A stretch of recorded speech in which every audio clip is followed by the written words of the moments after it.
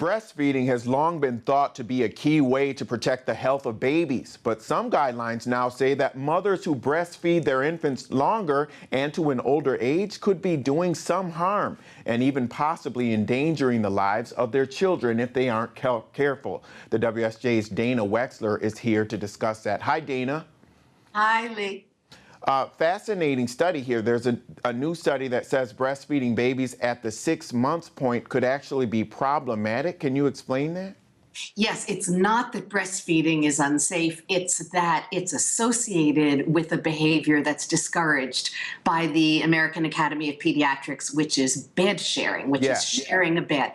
And what the research has shown is that a lot of women who breastfeed, despite the fact that there have been a lot of warnings by the AAP not to share a bed, not to sleep with your baby at night, it's very hard to breastfeed and not do that at some point. And so about one filming study found that about a quarter of babies who were 3 months old at some point during the night shared a bed surface, a sleep service with their mother. And that's what's considered dangerous. Okay, so sudden infant death syndrome has been known as a cause of death for years. So what are some of the newer facts that are coming out about this and how it relates to bed sharing? Well, first of all, it's very important to say that not all experts do think bed sharing for breastfeeding mothers is unsafe. Many experts say that the evidence is really not there, it's not solid. They also say that you can reduce the risks by making sure that you do it in a safe way. And they give advice on how to do that so that they think it is safe. So there's a real dilemma there. And obviously there's a dilemma overall for parents who want to breastfeed, because breastfeeding is very important for health. So if you have a healthy behavior that's associated with one you're being said is unhealthy, it's a real dilemma. So these experts say, learn how to reduce the risks and do it in a safe way. Okay, and Dana, now we're seeing this issue is showing up in hospital maternity units?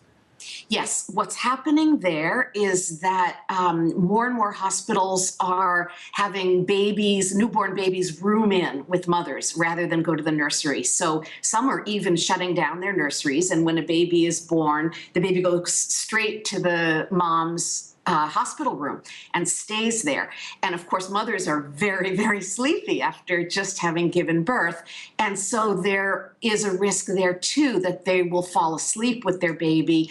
And experts are saying, let's just be very careful. Let's make sure we're doing what we need to keep the baby safe. Okay, and how effective can we be now in, getting some of the solutions out there to the public?